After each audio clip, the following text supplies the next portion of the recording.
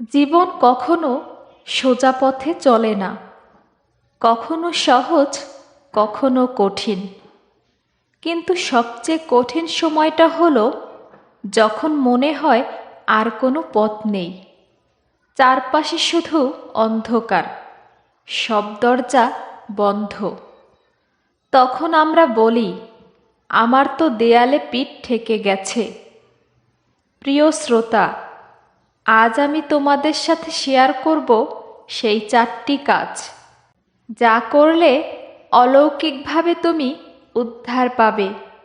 এগুলো শুধু তত্ত্ব নয়, বরং জীবনের সত্যি বাস্তব শিক্ষা। নাম্বার 1, আল্লাহর দিকে ফিরে যাওয়া।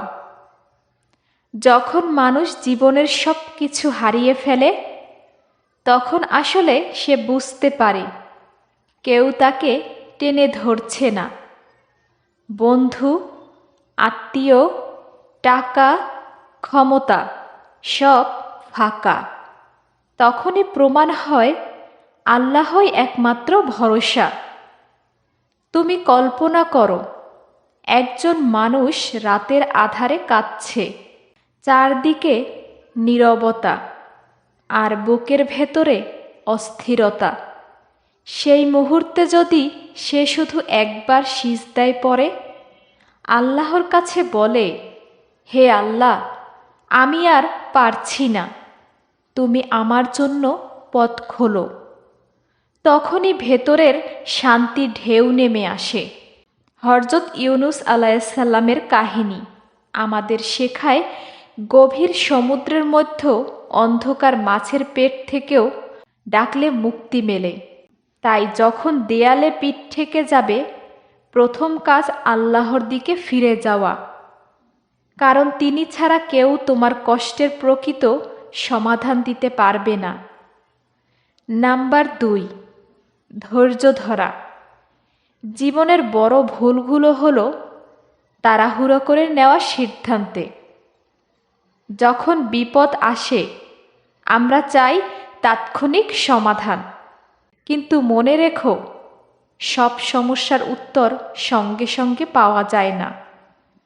ধৈর্য মানে চুপচাপ বসে থাকা নয়, বরং নিজের ভেতরে শান্তি ধরে রাখা। আল্লাহ কুরআনে বলেছেন, আল্লাহ ধৈর্যশীলদের সাথে আছেন। এর মানে তুমি ধৈর্য ধরলে আল্লাহ তোমার পাশে থাকবেন। ধৈর্যের ফল কখনোই বিফলে যায় না। হয়তো আজ তোমার জীবন অন্ধকারে, কিন্তু কাল তুমি দেখবে সেই অন্ধকারই তোমাকে আলোর কাছাকাছি নিয়ে গেছে। অনেক সময় কষ্ট আমাদের ভেঙে দেয় না, বরং নতুন করে গড়ে তোলে। যেমন বীজ যদি মাটির নিচে চাপা না পড়তো, তাহলে গাছ হতো না। তেমনি জীবনের চাপ, দুঃখ, কষ্টই তোমাকে বড় করে তোলে, যদি তুমি ধৈর্য ধরো। তাই দ্বিতীয় কাজ হলো ধৈর্য শেখা। নাম্বার 3, নিজের ভুল খুঁজে সংশোধন করা। মানুষ সাধারণত সমস্যার সময় দোষ দেয় অন্যকে। ও আমাকে ধোঁকা দিল, পরিস্থিতি আমার বিরুদ্ধে গেল। কিন্তু খুব কম মানুষই ভাবে, আমি কি ভুল করেছি? জীবনের প্রতিটি বিপদ আসলে আমাদের শেখায়, কোথাও না কোথাও হয়তো আমরা ভুল করেছি। হতে পারে ভুল সিদ্ধান্ত, ভুল সম্পর্ক, ভুল দিকের দিকে ছোটা। দেয়ালে পিঠ ঠেকা মানে আসলে সেই ভুলগুলো চোখে আঙ্গুল দিয়ে দেখানো। যদি আমরা তখন নিজের ভেতরে তাকাই, নিজের ভুল খুঁজে বের করি এবং তা সংশোধন করি, তখন মুক্তির দরজা খুলে যায়। কারণ আল্লাহ বলেন, আমি মানুষের অবস্থা পরিবর্তন করি না, যতক্ষণ না তারা নিজেরা নিজেদের পরিবর্তন করে। তৃতীয় কাজ হলো তাই, নিজেকে দেখো, নিজেকে দেখা ভুল খুঁজে বের করা এবং নতুনভাবে শুরু করা এটি মানুষের প্রকৃত উন্নতি। নাম্বার 4, আশা হারাবেন না। সবচেয়ে বড় ভুল মানুষ করে যখন আশা হারিয়ে ফেলে।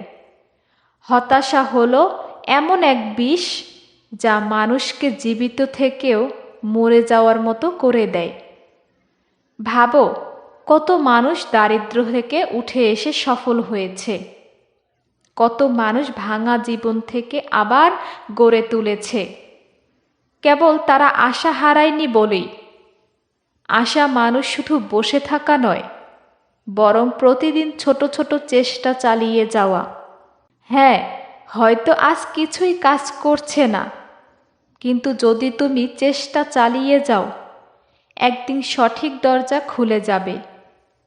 চতুর্থ কাজ হলো তাই, আশা ধরে রাখা, লড়াই চালিয়ে যাওয়া এবং কখনো হাল না ছাড়া।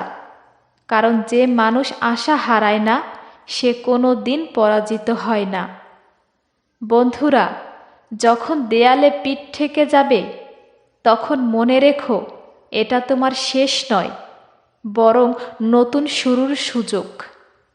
আল্লাহর দিকে ফিরে যাও, ধৈর্য ধরো, নিজের ভুল সংশোধন করো, আর আশা হারিয়ে ফেলো না। দেখবে, অন্ধকার ভেদ করে আলো আসবেই। হয়তো আজ তুমি কাঁদছো, কিন্তু একদিন তুমি হাসবে আর বলবে, সেই কষ্টগুলোই আমাকে আজকের আমি বানিয়েছে। জীবন কখনো সহজ নয়, কিন্তু এই 4টি কাজই তোমার জন্য হবে অলৌকিক মুক্তির চাবিকাঠি।